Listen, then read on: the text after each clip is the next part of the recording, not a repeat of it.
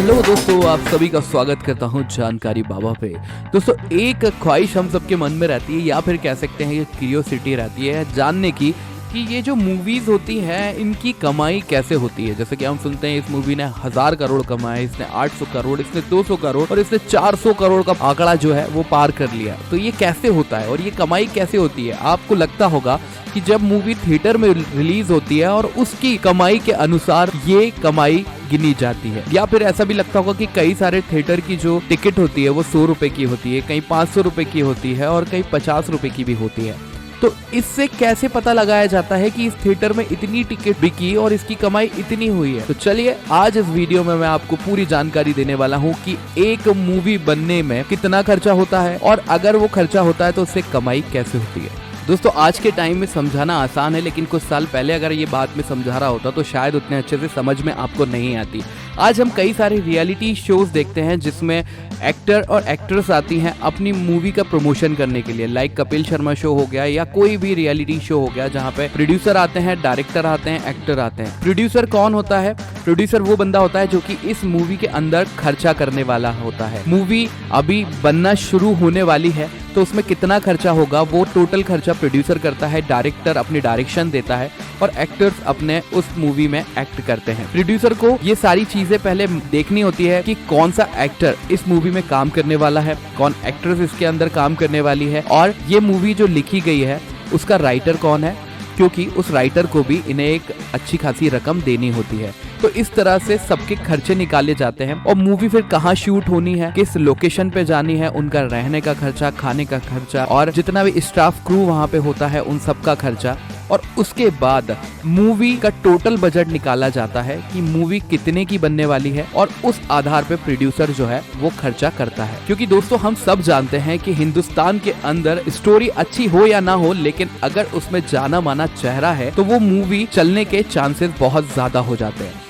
For example के तौर पे ले लेते हैं कि अगर अक्षय कुमार को हमने अपनी मूवी के अंदर लिया और मूवी का टोटल बजट हमारा 100 करोड़ है और जिसमें से अक्षय कुमार बतौर एक्टर हमसे 60 करोड़ रुपए मांगते हैं, तो फिर हमें जो एक्ट्रेस है, हीरोइन है, तो वो कम बजट में ढूंढनी होगी। तो मान लेते हैं कि अगर एक्ट्रेस ने 5 करोड़ रुपए लिए हैं तो टोटल हो गए 65 करोड़ रुपए और इसी के साथ हम सारा खर्चा जोड़ करके बना लेते हैं 100 करोड़ का। तो 100 करोड़ के अंदर हमने मूवी यहाँ पे शूट कर ली, लोकेशन शूट कर ली और अक्षय कुमार का आप जानते हैं कि वो कम टाइम के अंदर अपनी मूवी को शूट कर लेते हैं। उससे होता क्या है कि जो बाकी का रहना, खाना, स्टाफ क्रू सबकी जो खर्चे होते हैं वो कम हो जाते हैं। तो हम मान लेते हैं कि 100 करोड़ में हमारी मूवी शूट हो गई।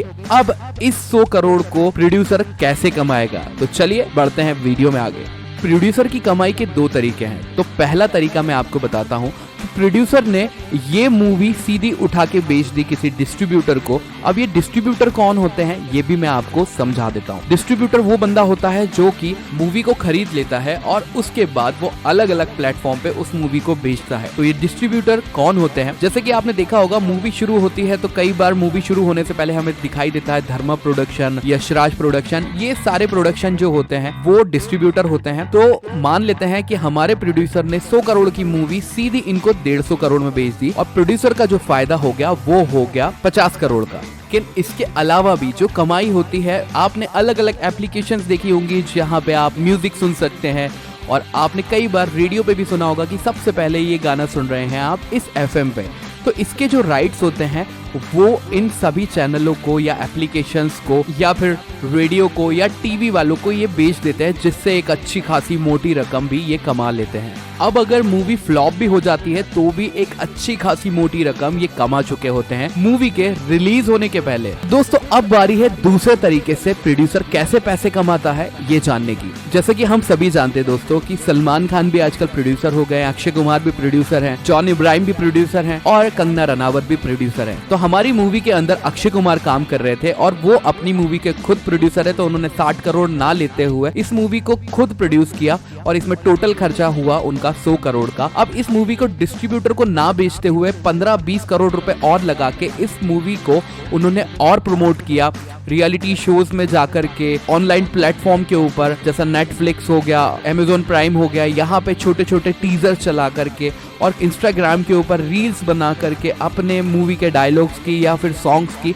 इस मूवी को पूरी तरीके से उन्होंने प्रमोट कर दिया।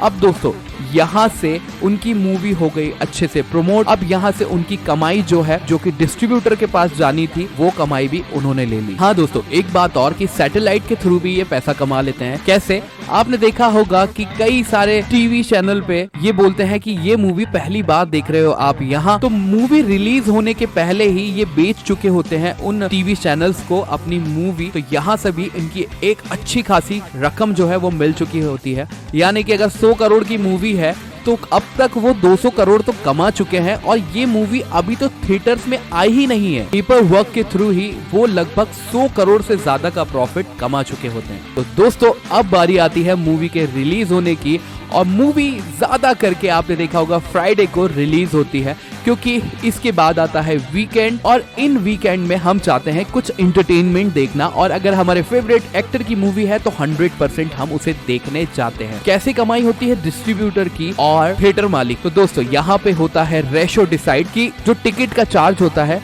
उस पे परसेंटेज डिसाइड होता है कि 60-40 का रेशो होगा, या 70-30 का रेशो होगा, या फिर 50-50 का रेशो होगा। और दोस्तों, एक बात और कि यहाँ पे इंटरटेनमेंट टैक्स भी इन्हें पे करना होता है, जो होता है 30%, और उसके बाद जो पैसा बचता है उस पे परसेंटेज डिसाइड होता है थिएटर का और डिस्ट्रीब्यूटर का। दोस्तों, आप जानते हैं कि आमिर खान खुद प्रोड्यूसर है, और उन्होंने दंगल मूवी बनाई थी जो कि बनी थी 90 करोड़ के अंदर, और उस मूवी ने कमाए थे पूरे 2000 करोड़ रुपए।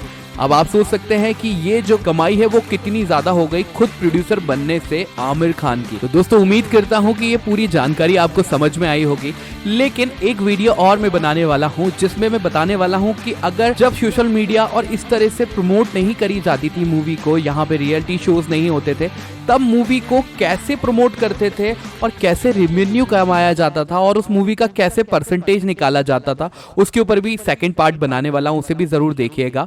और दोस्तों, कमेंट करके जरूर बताइए कि आपको सेकंड पार्ट देखना है, और अगर इस पार्ट में क्या चीज अच्छी लगी और क्या चीज आपको पसंद आई।